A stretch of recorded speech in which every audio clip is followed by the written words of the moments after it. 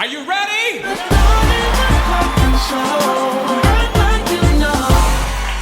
You know, Donnie, the last time I was here, I explained, and it's all on YouTube, I explained, my situation about being born. And one of the things that I notice is that God births people and he allows them to come forth and he gives them certain tasks. And the way he did that was, when he allowed me to go through that, and people say, well, he talking about that again. Yeah, I mean, it's important to get here. When he allowed that to happen, he put inside of me an area. He took me through a place that is not appropriate. Mm-hmm. He took me through a journey that wasn't appropriate.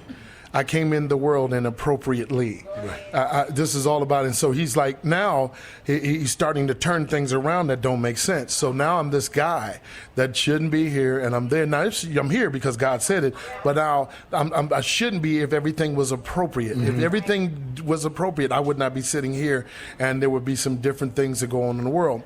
And as I got older and I started coming into who I was, and I'm learning, my tasks, the radical started with commission. Okay, it started with the fact it wasn't just the sound or anything, because the sound was upbeat, but it was still right on line with the people that I was up with the whinings. Mm-hmm. But what we did was we had an album cover that we wore jeans and all sorts of stuff when everybody else wore cummerbunds and tuxedos. Right. And people would not buy that album because it was too radical. They said, "Where's that 'Tis So Sweet' song?" And they say that album right there, and they said, "Them boys can't be saved." It started at a very small thing. Then it moved to the radical movement.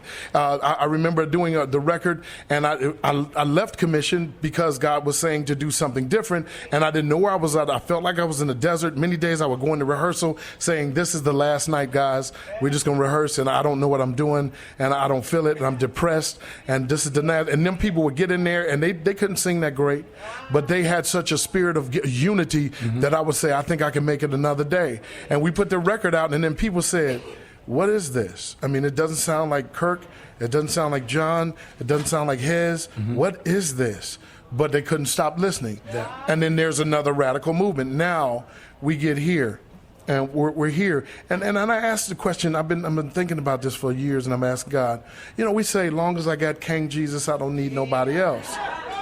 And that the reality is this. Then why did God look at Adam in the garden and say, everything here is good, but it is not good for a man to be alone? Now, whoa. Hold a second. As long as I got King Jesus, I don't need nobody else. But then Jesus says, I'm going to make you a helpmate. So maybe we've gotten this thing twisted upside down and backwards, and we don't really know what God meant.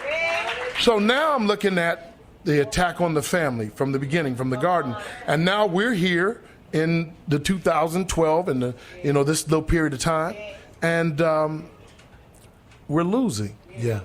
And we're going to seminars, and we're going to churches, and we're going to all sorts of stuff, and we're losing. Mm-hmm.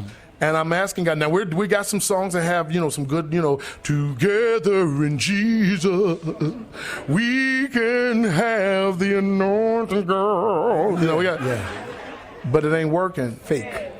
And all this is really just says, God said, I want you to put your romantic life on display.